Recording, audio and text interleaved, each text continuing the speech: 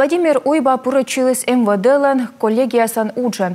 Кывкарталысны вочы шавочем лыт пасяс. Юралыш аттялыс погонаясыз кывкутана дабур кывкартадьяса ужыш.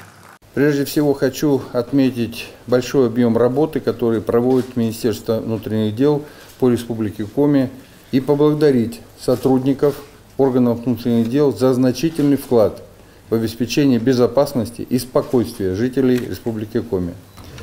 В 2022 году в связи со сложной геополитической обстановкой, проведением специальной военной операции на органы внутренних дел республики легла дополнительная нагрузка в вопросах поддержания правопорядка и обеспечения общественной безопасности.